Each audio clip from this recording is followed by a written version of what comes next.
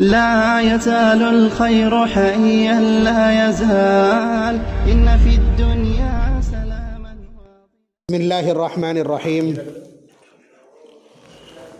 الحمد لله رب العالمين، والصلاة والسلام على سيد الأنبياء والمرسلين محمد وعلى آله وأصحابه أجمعين. أما بعد، أعوذ بالله من الشيطان الرجيم. بسم الله الرحمن الرحيم.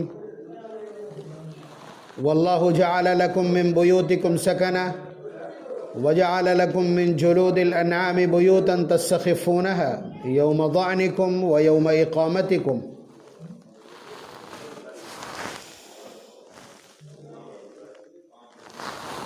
آج کی یہ مجلس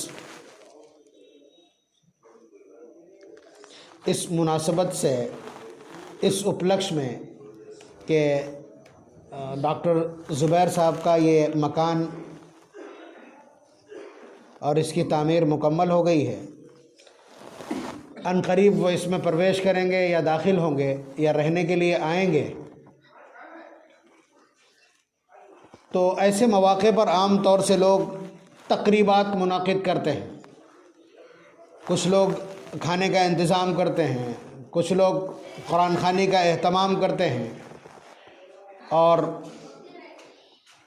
کچھ لوگ ناجائز طریقے پر تماشے کرتے ہیں، اور فنکشن اور دکھاوا اور ریا اور نمود ساری چیزیں ہوتی ہیں. آپ کا جی چاہے گا کہ آپ کو یہ معلوم ہو جائے کہ ان میں سے درست کیا ہے. تو ابھی میں دیکھ رہا تھا تحقیق فتاوے کے ذیل میں کہ ایسے وقت میں کھانے کا اہتمام کرنا نہ صرف درست بلکہ بعض فقہا نے اس کو مستحب لکھا ہے. قرآن خوانی، یہ کان کھول کر کے اچھی طرح سے سن لیجئے کہ اجتماعی طور پر قرآن خوانی یہ مکروہ ہے. کسی کا انتقال ہو گیا تو پکڑ لائے بلا لائے سب کو، یا دکان بنوائی، دکان کھولنے جا رہے ہیں تو، اور مکان بنوایا تو اجتماعی طور پر تداعی کے ساتھ لوگوں کو بلا کر کے اکٹھا کر کے قرآن خوانی کرنا یہ مکروہ ہے. اور اتنی زور کا چلن ہے اس کا کہ پوچھئے نہیں. اور اس کے پیچھے کا جو اور نظام ہے وہ تو انتہائی درجے کا قابل ترک اور غلط ہے. مثلا مدرسے کے بچوں کو بلایا جاتا ہے، مدرسے کے جو ذمہ داران ہیں انہوں نے یہ نظام بنا رکھا ہے کہ آپ قرآن خوانی کروانے اتنے پیسے جمع کیجئے آپ. تو قرآن خوانی کا مطلب صرف قرآن پڑھنا ہے. قرآن پڑھنے کے اوپر اگر اس طرح پیسے متعین کر دیے جائیں گے تو یہ نامناسب ہے. کہیں کہیں یہ ہے کہ جو قرآن پڑھنے والے ہیں انہی کو دے دیے جاتے ہیں پیسے. اگر یہ شکل تک طے ہو کہ تم قرآن پڑھو ہم تمہیں کھانا کھلائیں گے، تم قرآن پڑھو ہم تمہیں ناشتہ کرائیں گے، یہ شکل بھی ٹھیک نہیں. قرآن کریم پر اجرت کی کوئی بھی شکل بنے تو یہ نامناسب ہے، نامناسب ہے. اس لیے کہ نبی اکرم صلی اللہ علیہ وسلم کا ایک واضح ارشاد ہے، اقرؤوا القرآن ولا تأکلوا بہ، کہ قرآن کریم کو پڑھو مگر اس کے ذریعے سے دنیا نہ کماؤ، کھاؤ مت. تو اس لیے اگر قرآن پڑھ کر کے پیسے لیے جاتے ہیں، تلاوت کر کے پیسے لیے جاتے ہیں تو یہ نامناسب ہے. اگر اس کا چلن ہے تو یہ قابل ترک ہے. اور یہ کہیں نہ کہیں اس طرح کی چیزیں موجود ہیں. آپ اندازہ کیجئے کہ صبح صبح بچوں کو بلوا لیا جاتا ہے. اولاً تو مدرسے والوں کو تعلیم کے دنوں میں بچوں کو ریلیز کرنا یہی درست نہیں. بچے کا ایک ایک لمحہ آپ کے پاس امانت ہے. اگر تعلیم کے علاوہ کسی اور چیز میں صرف کیا گردن پکڑ لی جائے. مسئلے کی بات میں بتلا دوں آپ کو کہ اگر مدرسے کا ٹائم 8 بجے سے 12 بجے تک ہے، 8 بجے سے 12 بجے تک ہے، تو اس بیچ میں 8 سے 12 کے بیچ میں فون اٹینڈ کرنا ناجائز ہے. آپ کے نہیں، پڑھانے والوں کے بھی کانوں سے دھواں نکل جائے گا. ان 4 گھنٹوں میں فون اٹینڈ کرنا جائز نہیں، اس لیے کہ یہ 4 گھنٹے آپ نے بیچ دیے ہیں، اس کی تنخواہ آپ کو ملتی، یہ خیانت ہے. تو آپ اندازہ کیجئے جب اساتذہ کے بارے میں یہ ہے تو جنہوں نے اپنے لخت جگر، اپنے جگر کے ٹکڑے محبتیں تیاگ کر آپ کے حوالے کیے ہیں، آپ ان کو تعلیم کے علاوہ دوسرے مصارف میں خرچ کریں گے، ان کے سبق کا ناغہ کروائیں گے، نامناسب ہے۔ اب یہ حلق سے اترنا بہت مشکل ہے۔ لوگ مدرسوں کو چندے اس لیے دیتے ہیں کہ کچھ نہیں، بچوں سے قرآن خوانی کروا لیں گے۔ یہ بدترین قسم کی سوچ ہے اور بہت گھٹیا قسم کا سودا ہے۔ تو یہ بات تو سمجھ میں آ گئی کہ قرآن خوانی کا وہ معمول جو ہمارے یہاں چل رہا ہے وہ نامناسب ہے۔ ویسے ہی کوئی آ گیا، مثلا میں آ گیا یا اور کوئی ملاقات کے لیے آ گیا، اب اس نے سورہ یاسین پڑھ دی یا کوئی سورت تلاوت کر دی، بڑی اچھی بات ہے۔ تو یا سب سے بہترین طریقہ کہ جنہیں رہنا ہے آئیں، 2 رکعت نماز پڑھیں اور اس کے بعد اپنے پالنہار سے دعا کریں کہ بار الہ، یہ مکان میں نے رہائش کے لیے بنوایا ہے، لیکن کسی مکان میں سکون نہیں ہے، سکون کا خزانہ تو آپ کے پاس ہے، آپ جسے چاہیں سکون عنایت کر دیں، آپ چاہیں تو رکشہ چلانے والے کو رکشے کی سیٹ پر نیند عنایت کر دیں، اور آپ چاہیں تو سلپ ویل گدے پر اور اے سی میں بھی کروٹیں بدلنے پر مجبور کر دیں، یہ آپ کا کرشمہ ہے۔ جب اس طرح سمرپن کر کے کوئی چیز مانگی جاتی ہے تو ملتی ہے۔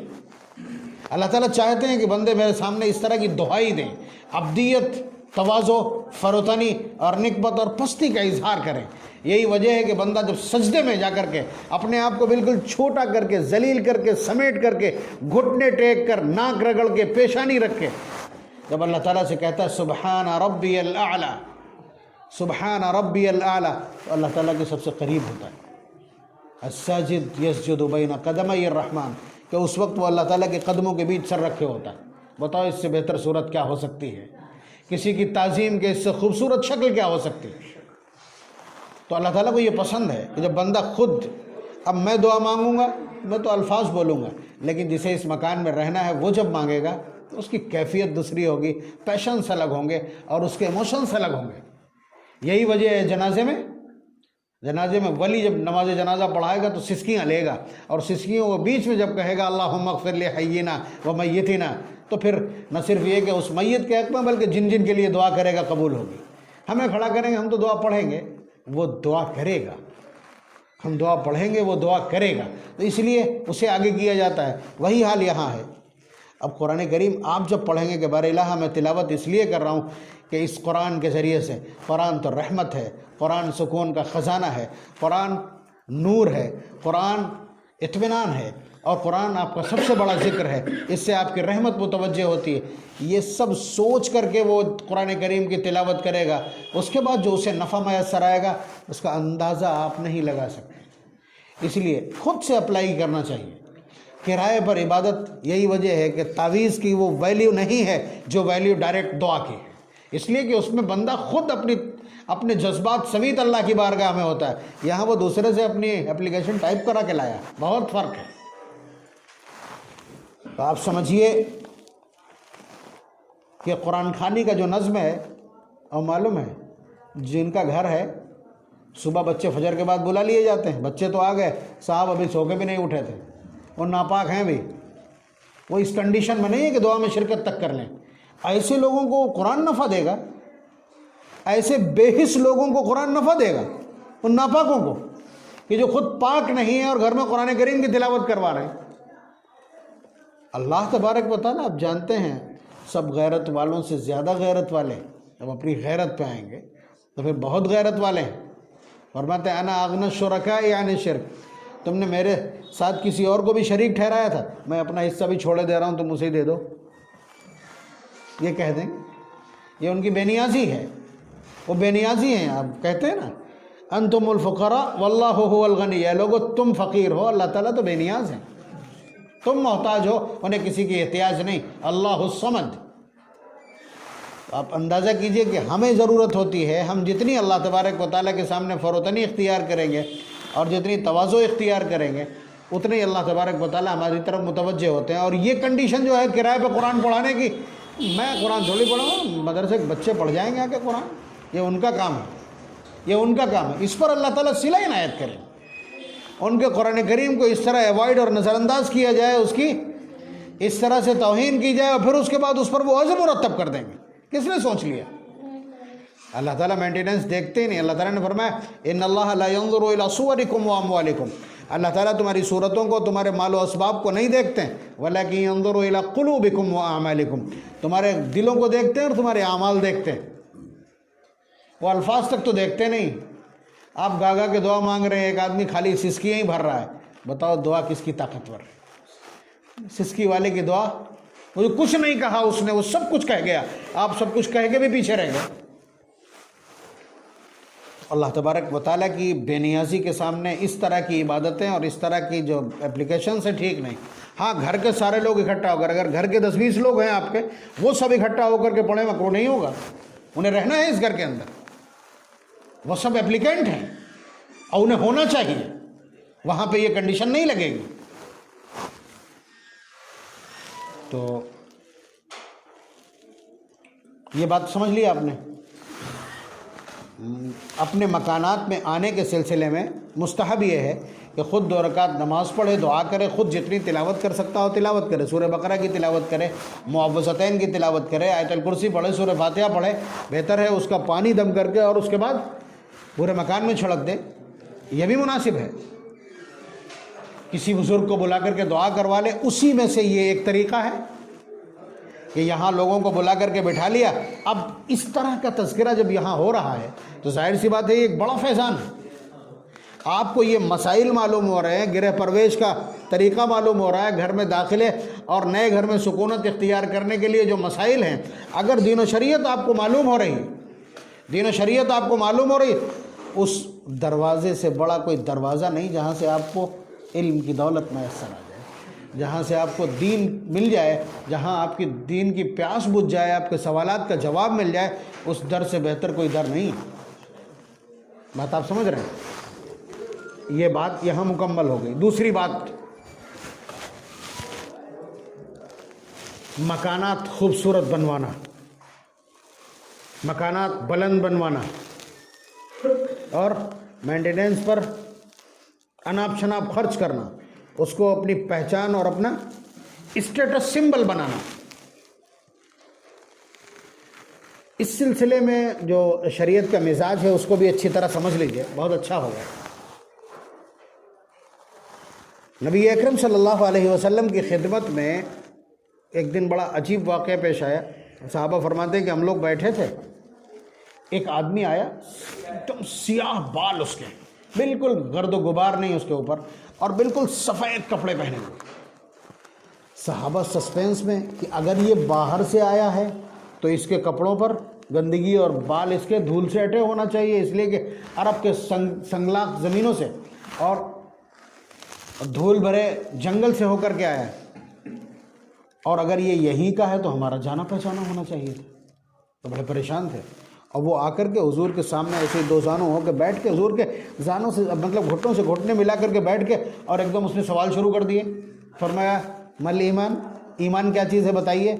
پھر کہتا ہے مل اسلام، بتلائیے اسلام کیا چیز ہے. تیسرا سوال مل احسان، بتائیے احسان کیا چیز ہے. حضور نے جوابات دیے. پھر اس کے بعد کہنے لگے متی الساعہ، کہ قیامت کب آئے گی. تو حضور نے جواب دیا مل مسئول عنہا بأعلم من السائل، کہ جس سے تم نے سوال کیا ہے وہ بھی کچھ نہیں جانتا تمہاری طرح. یعنی جتنا تم جانتے ہو اتنا ہی وہ جانتا ہے، نہ تم جانتے ہو نہ وہ جانتا ہے. تو انہوں نے سوال کیا فاخبرنی عن اماراتها، کہ آپ اس کی کچھ علامتیں ہمیں بتلا دیجئے. تو اس میں نبی اکرم صلی اللہ علیہ وسلم نے بتلایا ان تلد الامۃ ربتها. پہلے یہ چلتا تھا نا کہ باندھی ہے، اس سے اولاد پیدا ہوگی تو وہ ام ولد کہلائے گی، اس کے مسائل ہوں گے مختلف. تو حضور نے فرمایا کہ قیامت کی علامتوں میں سے ایک علامت یہ ہے کہ باندھی اپنا آقا جنے گی، یعنی اس کا بیٹا ہی اس کو بیچ لے گا، اس کا بیٹا ہی اس کی خرید و فروخت کرے گا.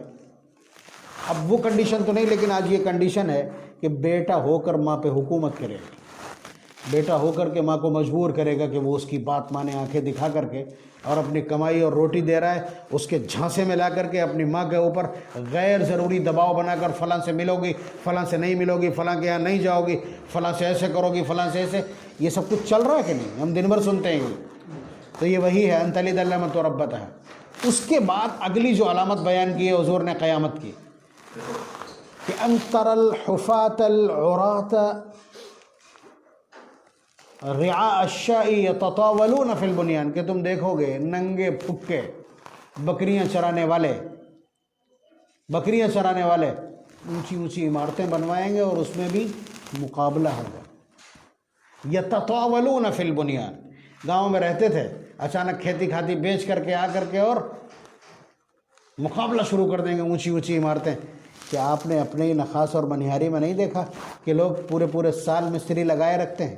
پڑوس والے سے ہماری عمارت اونچی ہونا چاہیے، چاہے ٹنکی ہی اونچی ہو۔ بات سمجھ رہے ہیں آپ؟ اور اس کے یہاں یہ والا پتھر ہے تو ہمارے یہاں یہ والا پتھر ہو، یہ کنڈیشن ہے۔ یتطاولون فی البنیان، کہ عمارتوں کی خوبصورتی اور اس کی بلندی کی دوڑ میں لوگ لگ جائیں گے، یہ قیامت کی علامت۔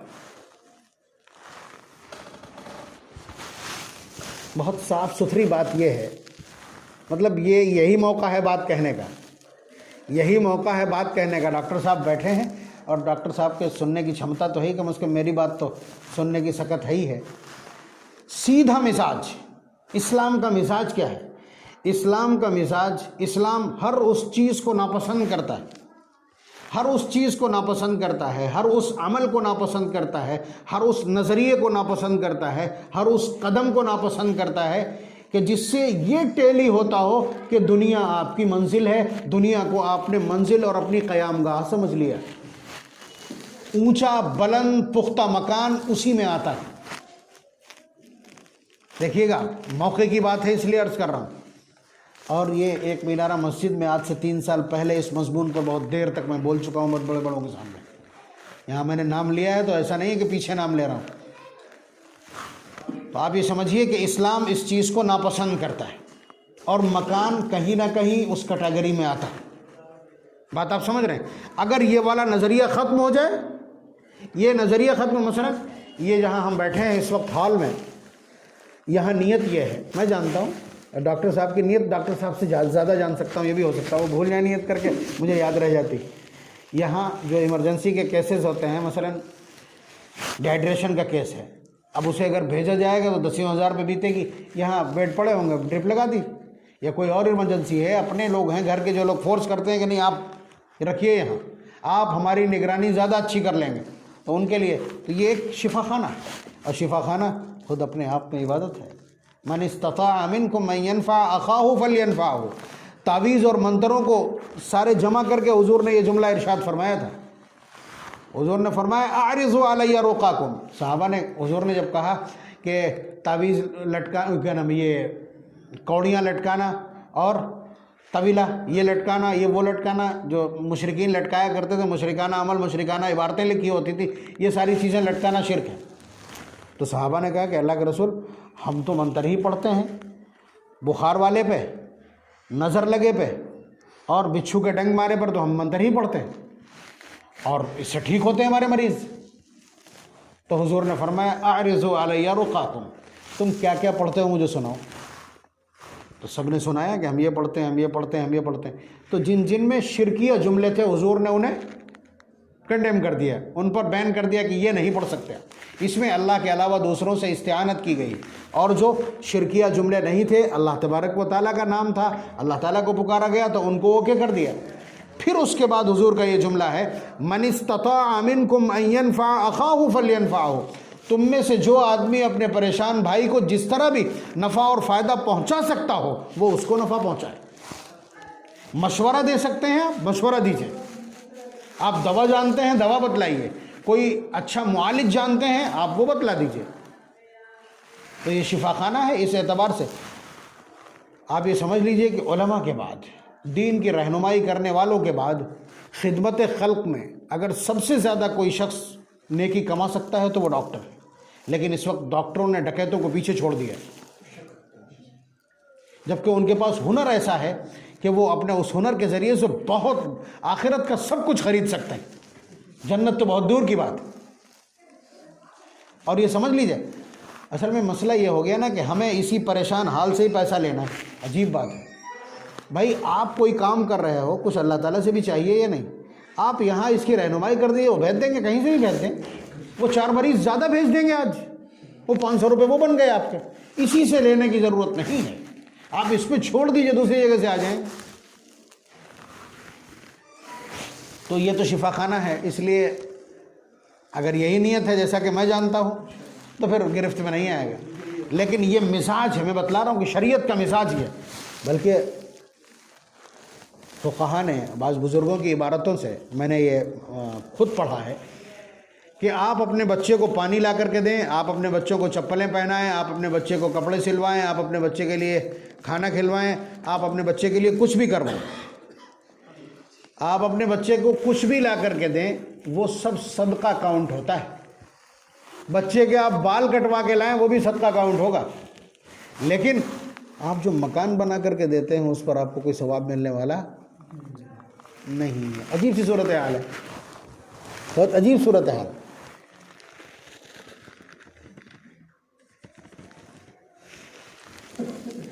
بلکہ حالات یہ ہیں، روایت کے الفاظ دیکھیے آپ کہ نبی اکرم صلی اللہ علیہ وسلم کا ارشاد کہ اللہ تبارک و تعالیٰ جس کے مال کی برکت ختم کر دیتے ہیں اس کا پیسہ تعمیر میں لگوا دیتے ہیں۔ اب تعبیر کا مطلب وہی ہے، ابھی میں اس کو آخر میں واضح کروں گا، ابھی جتنی تکلیف ہونا ہے ہو جانے دیجیے، میں بھی اسی کیٹیگری میں پھنسوں گا نا۔ تو اسلام کا مزاج یہی ہے کہ اگر آپ پختہ مکان بنواتے ہیں، اس کا مطلب یہ ہے کہ آپ نے دنیا کو اپنی قرارگاہ سمجھ لیا ہے، قیام گاہ سمجھ لیا ہے، جبکہ نبی اکرم صلی اللہ علیہ وسلم نے ہم کو جو منشور دیا ہے وہ کیا ہے؟ کن فی الدنیا کأنک غریب، دنیا میں ایسے رہو جیسے مسافر رہتا ہے۔ آپ کانپور جاتے ہیں، اگر آپ کی ٹرین لیٹ ہے تو آپ وہاں کیا کرتے ہیں؟ اگر دھوپ تیز ہے آپ جو ہے پیڑ کے نیچے کھڑے ہو گئے، بہت زیادہ دیر ہے تو آپ نے انگوچھا بچھا لیا اپنا، مکان تو نہیں تعمیر کرتے نا، وہاں ٹھہرنے کے لیے کوئی انتظام نہیں کرتے۔ یہ مزاج بتلا رہے ہیں حضور، کن فی الدنیا کأنک غریب، دنیا میں ایسے رہو جیسے مسافر رہتا ہے، او عابری سبیل، یا راستہ گزرنے والا۔ راستہ آپ گزرنا چاہتے ہیں اور پانی بھرا ہے تو آپ ادھر ادھر کر کے اپنا پنجہ ونجہ ٹیک کر کے تھوڑی بہت جگہ کر کے نکل جاتے ہیں۔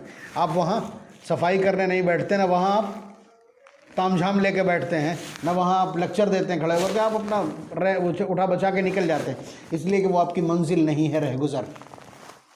یہ مزاج باقی رہنا ضروری ہے، یہ عزیمت کی بات ہے۔ بلکہ نبی اکرم صلی اللہ علیہ وسلم نے سرے سے اس کو پسند ہی نہیں کیا۔ بتا رہا ہوں میں، نبی اکرم صلی اللہ علیہ وسلم کی اہلیہ ہیں، حضور کے مکان معلوم کا ہے کہ کھجور کی ٹٹیاں، کھجور کی ٹٹیوں کے مکان بنے، اسی میں ازواج مطہرات رہتی، ساری امت کی مائیں، قیامت تک آنے والے انسانوں کی مائیں انہی میں رہتی۔ حضور کہیں تشریف لے گئے، ایک ہماری ماں نے مٹی منگوا کر کے اور اس کے بعد دیوار کھڑی کر دی، دیوار کھڑی کر لی۔ حضور جب تشریف لائے، مٹی کی دیوار، حضور جب تشریف لائے تو حضور نے فرمایا یہ کیا ہے، یہ کیا ہے؟ گروا دی، وہ مٹی کی دیوار گروا دی، پھر سے ٹٹیاں لگوا دی۔ مزاج نبوت ہے۔ حضرت عبداللہ بن عمر رضی اللہ تعالیٰ نے اپنی والدہ کے ساتھ ایک ایسی دیوار بنا رہے تھے مٹی کی، پوچھا یہ کیا ہے، کیا کر رہے ہو؟ کہنے لگے کہ پردے کی غرض سے ایسا کیا ہے، ٹٹیاں میں بے احتیاطی بھی ہو جاتی۔ تو حضور نے فرمایا موت اس سے بھی زیادہ قریب ہے۔ مطلب آپ جہاں سے پکڑا ہے حضور نے وہ دیکھیے کہ یہاں تم نے یہ سب کچھ کیا ہے، تمہیں معلوم ہے کہ تمہیں یہاں کتنے دن رہنا ہے، موت اس سے زیادہ قریب ہے۔ حضور نے کیا فرمایا کہ نماز ایسی پڑھو جیسے آخری نماز پڑھ رہے ہو، یعنی ہمہ وقت موت مستحضر رہنا چاہیے، موت مستحضر رہنا چاہیے۔ یہ نبی اکرم صلی اللہ علیہ وسلم کا عطا کردہ مزاج ہے۔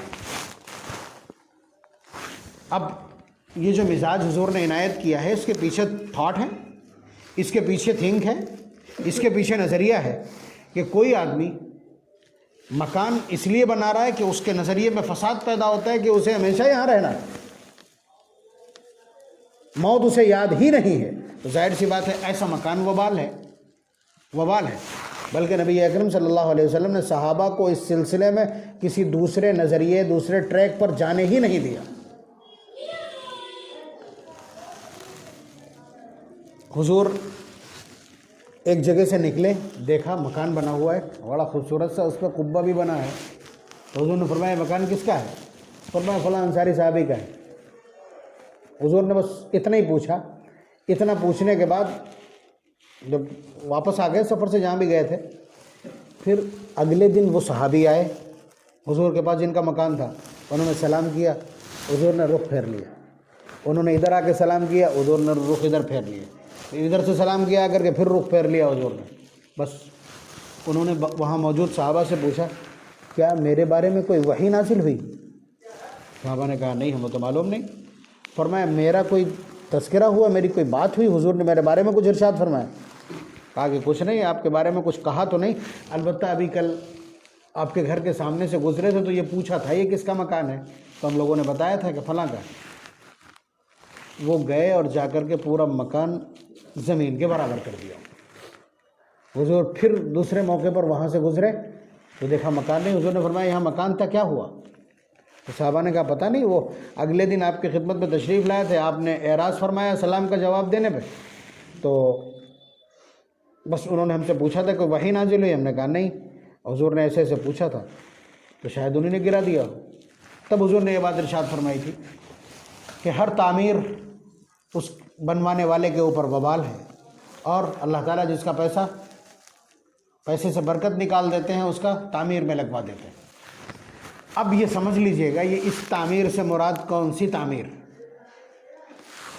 نبی اکرم صلی اللہ علیہ وسلم کا زمانہ بے شک خیر القرون کا زمانہ ہے۔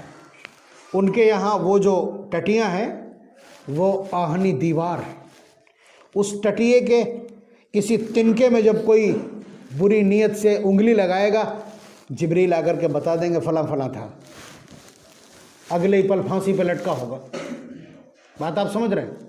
اور یہ تھا، یہ اس سے دوسرا ایک مسئلہ بھی سمجھ لیجیے گا۔ نبی اکرم صلی اللہ علیہ وسلم کے زمانے میں منافقوں کو، کافروں کو، سب کو ڈر تھا کہ یہ 24 آور ہاٹ کانٹیکٹ میں رہتے ہیں، انہیں کسی انٹیلیجنسی کی ضرورت نہیں، کھٹ سے خبر آ جائے گی، ابھی خبر آ جائے گی کون کیا کر رہا ہے، اس لیے کوئی کسی کے ساتھ چھیڑخانی نہیں کرتا تھا۔ حضور کے دور میں ساری عورتیں مسجد میں آ کے نماز پڑھتی تھی۔ اس وقت بھی حضور نے کہا تھا کہ تمہارا اس مسجد میں آ کر کے نماز پڑھنا یہ بہتر نہیں ہے، بلکہ تمہارا اپنے گھر کے کونے میں نماز پڑھنا میرے پیچھے میری اس مسجد میں نماز سے بہتر ہے۔ اس وقت بھی ان سے کہہ دیا تھا، لیکن انہیں یہ تھا کہ ہم حضور کو دیکھیں گے اور حضور کی بات خود سنیں گے، حضور کے پیچھے نماز پڑھیں گے، شوق ہے۔ حضور کی وفات کے بعد ایک آدھ واقعہ ہوا چھیڑخانی کا، اس کے بعد ایک ریپ کا کیس ہو گیا۔ آپ سمجھ رہے ہیں؟ نماز پڑھنے کے لیے آنے والی ایک خاتون کے ساتھ ریپ کا کیس ہو گیا۔ تب حضرت عمر رضی اللہ تعالیٰ عنہ نے اپنی کیبنٹ فوراً بلائی ہے، اجلہ صحابہ کو بلا کر کے اور پھر مشورہ کیا کہ صورتحال یہ ہے کہ حضور کے زمانے میں تو ڈر یہ تھا کہ پتہ چل جائے گا، لیکن اس وقت صورتحال یہ کہ اندھیروں میں اس طرح کی بدتمیزی شروع ہو گئی، کیا کرنا چاہیے؟ تو سب صحابہ نے متحد ہو کر کے کہا کہ عورتوں سے کہہ دیا جائے کہ وہ گھروں میں نماز پڑھیں، مسجد نہ آئیں۔ عورتیں چل گئیں، کہنے لگیں کہ آپ ایسا کام کیسے کر سکتے ہیں جو حضور نے نہیں کیا۔ انہیں سمجھایا گیا، لیکن مردوں کے سمجھانے سے عورتیں اس طرح آسانی سے قابو میں تو نہیں آ جائیں گی۔ تو ان کی جو سرمور ہیں، بلکہ ہماری ساری امت کی ماں ہیں، اور صحابہ میں بھی اپنے علمی وقار کے اعتبار سے بہت اونچا قد رکھتی ہیں۔ عفیفہ کائنات حضرت عائشہ صدیقہ رضی اللہ تعالیٰ عنہ کی خدمت میں پورا کیس پیش کیا گیا کہ حالات یہ ہیں، زمین کے اوپر حالات یہ ہیں، کیا یہ اجلہ صحابہ کا یہ مشورہ ٹھیک ہے؟ انہوں نے فرمایا کہ بالکل ٹھیک ہے، اگر حضور بھی ہوتے اور یہ حالات پیش آتے تو حضور ضرور بیان کر دیتے۔ اس وقت سے یہ تو آپ سمجھیے کہ اس وقت یہ حالات تھے۔ اب ہمیں کم از کم مضبوط دیواریں چاہیے ہیں اپنی بہن بیٹیوں کی حفاظت کے لیے، اور اس اوباشی اور بدماشی کے دور میں ان کے اوپر ایک محفوظ چھت چاہیے ہوتی ہے۔ تو اس لیے مکان اس ضرورت کا، اس نیت سے، نہ صرف یہ کہ جائز بلکہ یہ عین عبادت ہے۔ من قتل دون عرضہ فہو شہید، جو اپنے گھر والوں کی آبرو کو بچاتے ہوئے مارا جائے وہ شہید ہے۔ تو یہ آبرو بچانے کے لیے اگر اس طرح کی کوشش ہے، بات وہاں پہ آ کر کے پھر پھنس جائے گی۔ اگر اسٹیٹس سمبل مانا ہے، اگر یہ مانا ہے کہ میرے جیسا مکان کسی دوسرے کا نہیں، لوگ آئیں گے میرا مکان دیکھ کر کے عش عش کریں گے، اگر یہ ساری نیتیں ہیں تو وہیں پہنچ جائے گا معاملہ، ممانعت ساری کی ساری آ جائے گی وہی سر پہ۔ اس لیے صاحب مکان کو یہ احتیاط برتنا ہوتی ہے کہ اس مکان کو دیکھ دیکھ کر کے اس کے اندر کسی طرح کی نخوت، کبر، تعلی، بالادستی، سپرمیسی کا تصور نہ آنے پائے۔ اس کے ساتھ ساتھ جب لوگوں کو دکھائے تو تذکرے میں یہ نہیں آنا چاہیے، جب بھی نگاہ پڑے اور اچھا لگے کہ میرے پالنہار کی عنایت ہے، میں اس قابل نہیں تھا، ایک منٹ میں وہ راضی ہو جاتے ہیں بہت جلدی، اور سارا قرض اتر جاتا ہے آپ کا۔ بہت آسان ہے کہ یہ میرے رب کی عنایت ہے، ورنہ کتنے ایسے ہیں جو سب کچھ ہوتے ہوئے کرائے پہ رہتے ہیں۔ بات آپ سمجھ رہے ہیں؟ یہ اللہ تبارک و تعالیٰ کی بلا شبہ عنایت ہے، اگر وہ سر چھپانے کے لیے گھر دے دیں۔ اس کے علاوہ جنہیں شادی کرنا ہے انہیں تو گھر کی ضرورت ہے ہی ہے۔ اگر آپ بیوی کے لیے گھر نہیں رکھتے ہیں تو شادی کرنے کی شرعاً اجازت نہیں ہے۔ کان کھول کے سنیے، کان کھول کر کے سنیے، بیوی کے سب سے پہلے حقوق میں مکان ہے، اور یہ حق اتنا سرپری ہے کہ اگر بیوی کہہ دے کہ میں آپ کے والدین کے ساتھ نہیں رہ سکتی، مجھے الگ کمرہ چاہیے، تو شریعت کہتی ہے کہ آپ کو دینا پڑے گا۔ آپ اسے اصرار نہیں کر سکتے، اسے مجبور نہیں کر سکتے کہ ماں کے ساتھ رہے۔ بات آپ سمجھ رہے ہیں؟ اس طرح سے آپ نے کیا دیکھا کہ اس کے لیے سکنا شرط ہے، شریعت کی اصطلاح میں اسے سکنا کہتے ہیں، یعنی رہنے کی جگہ، رہائش کی جگہ اسے چاہیے۔ اور یہ یاد رکھیے گا، آپ لوگ جو بزرگ بیٹھے ہیں وہ بھی سمجھ لیں، اور جن کے سامنے آگے نسلوں کی پرورش کی ذمہ داری ہے وہ بھی سمجھ لیں کہ شادی شدہ جوڑے کو خلوت چاہیے ہوتی، تنہائی۔ یہ بدتمیزی ہے کہ بہو بیٹے ہیں تو صرف شام کو ہی ایکترت ہو سکتے ہیں، ایک جگہ ہو سکتے ہیں، ایک خلوت ہو سکتی ہے ان کی۔ ان کے پاس ہر وقت خلوت کے لیے موقع میسر ہونا چاہیے، یہ آپ کی ذمہ داریوں میں سے، ورنہ مت کیجیے شادی۔ آپ اس کی وجہ سے حالات بگڑ رہے ہیں۔ سن رہے ہیں میری سینسٹیو مطلب یہ گفتگو سن رہے ہیں آپ؟ بہت اہم صورتحال ہے یہ کہ بھائی پابندی ہے، لڑکا اپنی بیوی سے بات نہیں کر سکتا گھر میں۔ نبی اکرم صلی اللہ علیہ وسلم نے تو فرمایا کہ تم باہر اگر کہیں جا رہے ہو، کسی عورت پہ نگاہ پڑ جاتی ہے، اچھی لگ جاتی ہے، خواہش پیدا ہو جاتی ہے، فوراً واپس گھر آئیے، اپنی بیوی کے ساتھ مل کر کے فارغ ہوئیے، تاکہ وہ خواہش جو ابھری تھی ناجائز طریقے سے جائز طریقے سے پوری ہو جائے۔ بلکہ اس سے آگے بڑھ کے میں عرض کر دوں، خود نبی اکرم صلی اللہ علیہ وسلم کے سامنے یہ معاملہ پیش آیا کہ آپ باہر تشریف لے گئے، اچانک نگاہ پڑی، اور اس کے بعد اعجبا امرأۃ، نبی اکرم صلی اللہ علیہ وسلم کے خواہش پیدا ہوئی، آپ فوراً تشریف لائے، حضرت سودا کو بلایا، خواہش پوری کی۔ وہاں یہ بھی حضور نے فرمایا کہ جسے دیکھ کر کے تمہارا ساز دل چھڑ گیا تھا یا تمہاری جنسی خواہش گڑبڑائی تھی، جو اس کے پاس ہے وہی یہاں تمہاری بیوی کے پاس موجود ہے۔ یہ سینسٹیوٹی سن رہے ہیں؟ مطلب یہ حساسیت، یہ مضامین شاید کوئی اور آپ کی خدمت میں عرض نہیں کرے گا۔ بات آپ سمجھ رہے ہیں؟ میں یہ چیزیں اس لیے عرض کر رہا ہوں کہ ہمارے نبی نے ان ساری چیزوں کے اوپر فوکس کیا ہے، نگاہ رکھی۔ دیکھیے روایت ذکر کر رہا ہوں، حضرت جابر ابن عبداللہ رضی اللہ تعالیٰ عنہ بڑی ہستی ہیں، بڑی شخصیت ہے، یعنی روات حدیث میں بڑا مقام رکھتے ہیں۔ وہ حضور کا معمول دیکھیے، یہ سب چیزیں اسی سے متعلق، اسی سینسٹیوٹی سے متعلق ہیں جو میں حساسیت کی بات کر رہا ہوں کہ جنسیات پر، میاں بیوی کے رشتوں پر نبی اکرم صلی اللہ علیہ وسلم کی گرپ اور نگاہ کتنی سخت ہے۔ آپ نوجوان سمجھیے اس کو۔ حضور کا معمول یہ تھا، مدتوں باہر رہ کر کے آئے، 1 دن 2 دن 10 دن، آپ جب کسی جنگی سفر پہ جاتے تھے واپس آتے تھے۔ اب صحابہ کی صورتحال میں کہہ دے رہا ہوں، جو کھجور کھانے والے لوگ اور جن کے حوصلے اور جسم کا حال یہ ہے کہ 20 آدمی ان اکیلے کا کچھ نہ کر پاتے ہوں، اکیلے اکیلے پوری صفیں پلٹ دیتے ہوں، جن کے بازوؤں کا حال یہ ہو تو ان کا سیکسول پاور بھی اسی طرح کا ہوگا نا۔ ابھی آج دیکھ لیجئے اہل عرب کا کیا حال ہے۔ آج ہی میں پڑھ رہا تھا ایک نوٹ یمن کا، یمن سے ایک سرکاری دستاویز جاری ہوا ہے، سرکاری حکم نامہ جاری ہوا ہے کہ آپ کو 2 شادیاں کرنا لازم۔ اگر آپ یہاں سے باہر کہیں رہتے ہیں، یمن سے باہر رہتے ہیں، آپ یمنی ہیں اور وہاں 2 شادیاں نہیں کر سکتے، تو یمن کے کسی آدمی کی 1 شادی کا خرچہ برداشت کیجیے۔ یہ آج کی بات بتلا رہا ہوں میں، ان کا عربی میں ایک کیا نام ہے اسٹیٹمنٹ جاری ہوا ہے حکومت کا۔ بہرحال وہ تفصیل کی بات ہے، اسے ہم چھوڑے دے رہے ہیں۔ تو حضرت جابر ابن عبداللہ رضی اللہ تعالیٰ عنہ، یہ ان کی 6 یا 7 بہنیں اور یہ اکیلے ہیں۔ تو نبی اکرم صلی اللہ علیہ وسلم ایک جنگ کے سفر سے واپس آئے۔ جب واپس آتے تھے تو معلوم کیا کرتے تھے، سنیے بہت غور سے۔ مدینے سے تھوڑی دوری پر، یعنی 500 میٹر کی دوری پر آ کر کے پڑاؤ ڈال دیا۔ بھائی اتنے دن کے بھوکے پیاسے، اشارہ سمجھیے، سب ایک دم گھروں میں داخل ہونا چاہتے ہیں، لیکن نبی اکرم صلی اللہ علیہ وسلم کی باریک بینی دیکھیے آپ کہ مدینہ منورہ سے 500 میٹر کی دوری پر یا تھوڑی دوری پر آپ پڑاؤ ڈالتے ہیں۔ اور معلوم ہے کیا فرماتے ہیں، لِكَيْ تَنْتَشِطَ الشَّعِثَ وَتَسْتَحِدُّ الْمُغِيبَ۔ ترجمہ کیے دے رہا ہوں، جو عورتیں گندی میلی کچیلی ہیں وہ نہا دھو لیں، کنگھا چوٹی کر لیں۔ تنتشطہ اس کے معنی ہے کنگھا کرنے، کنگھا چوٹی کر لیں۔ اور جن عورتوں کے بال بڑھ گئے ہوں وہ استرا استعمال کر لیں۔ آپ سمجھ رہے ہیں، یہ نبی اکرم صلی اللہ علیہ وسلم کے الفاظ ہیں۔ اس لیے کہ اگر ضرورت مند شوہر اچانک آیا اور عورت میلی کچیلی اور گندی اور غیر تیار، غصہ، ناراضگی، طلاق تک نوبت آ سکتی ہے۔ یہ احساس ہے جناب محمد الرسول اللہ صلی اللہ علیہ وسلم کا، اس کا احساس۔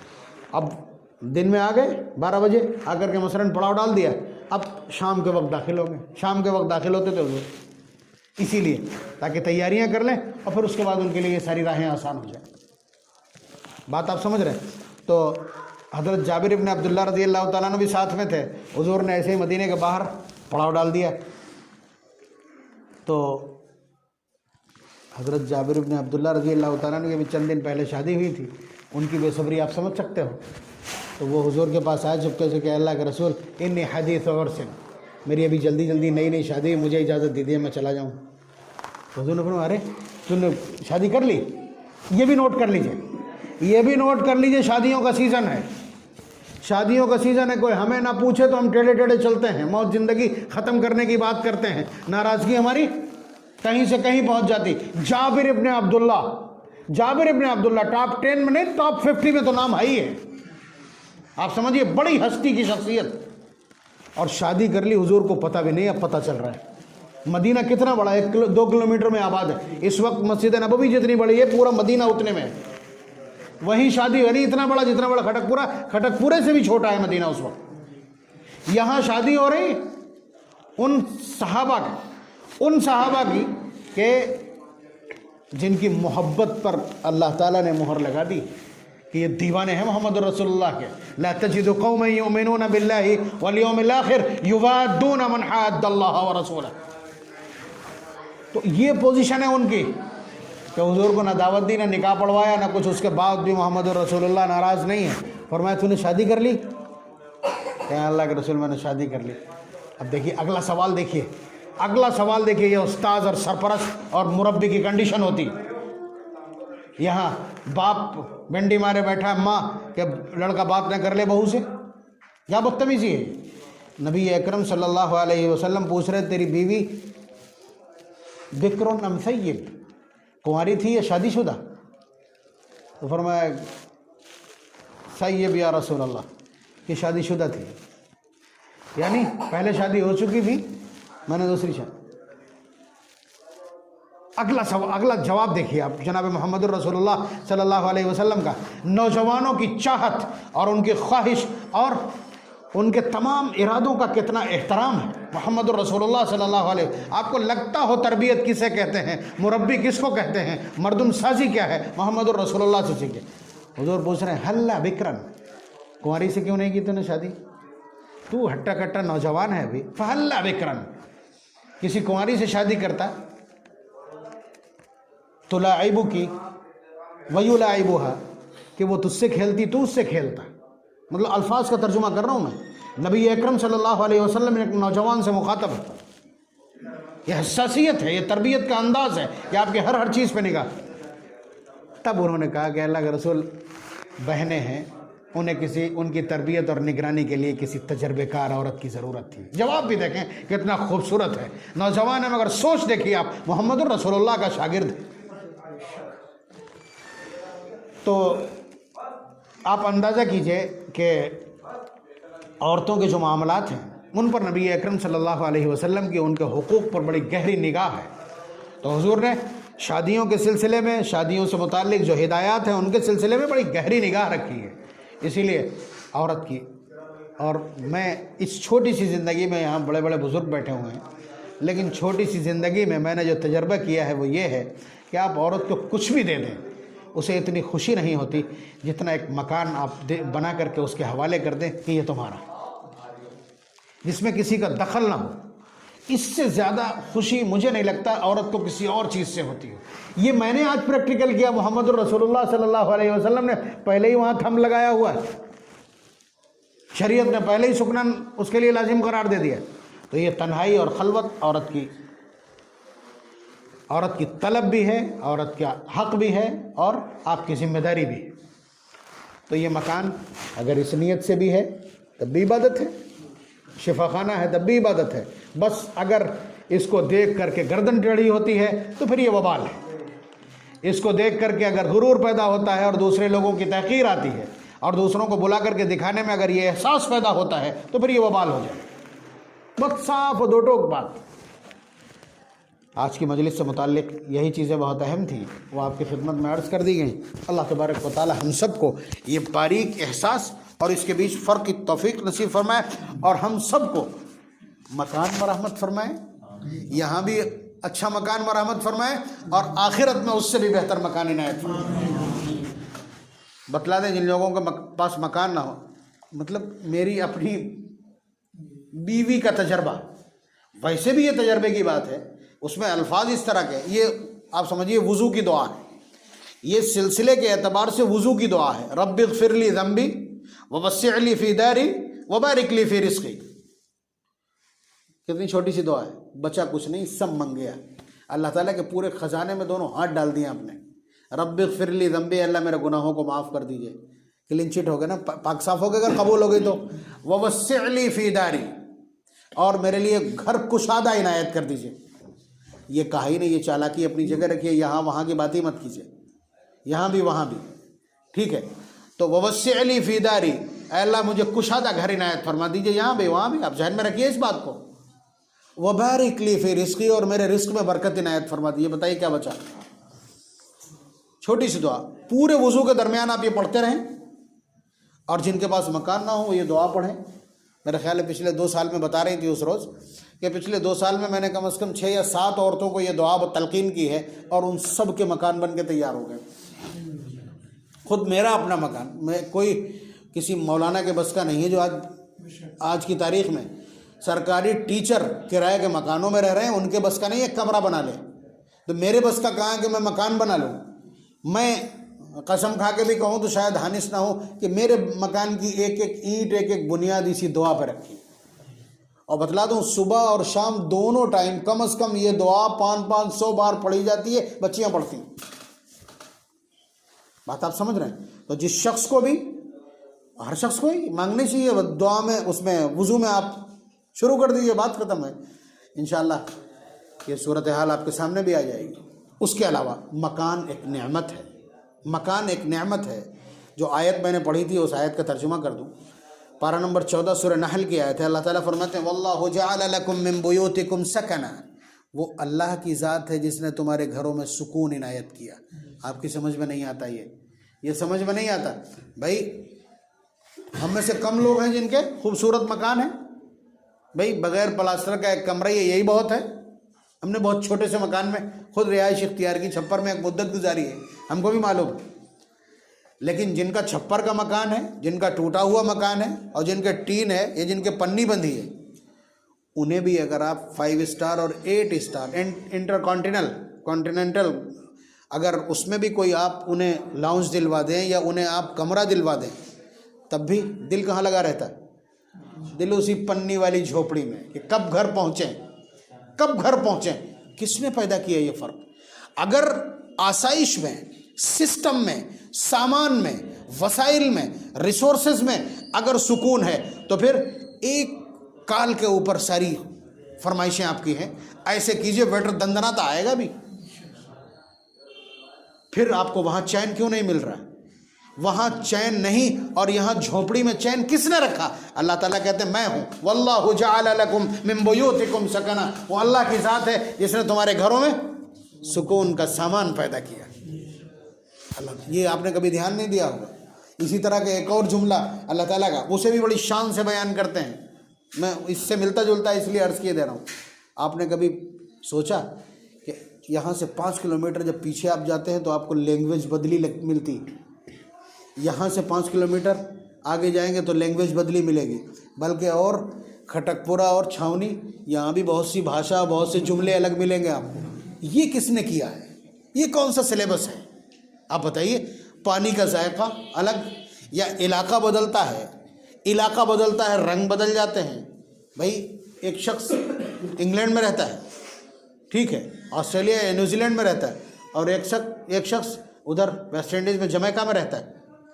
اس کا سب کچھ ڈھونڈنا پڑے گا, آنکھیں کہاں, منہ کہاں, اور یہاں وہاں دانت کے سوا کچھ دکھتا ہی نہیں, اور یہاں آنکھیں نہیں کھل رہی. یہ سب کون کرتا ہے؟ اس کو اللہ تعالیٰ نے بہت قوت کے ساتھ پارہ نمبر 21 سورہ روم میں بیان کیا, جہاں اللہ تعالیٰ اپنے کرشمے بیان کر رہے ہیں.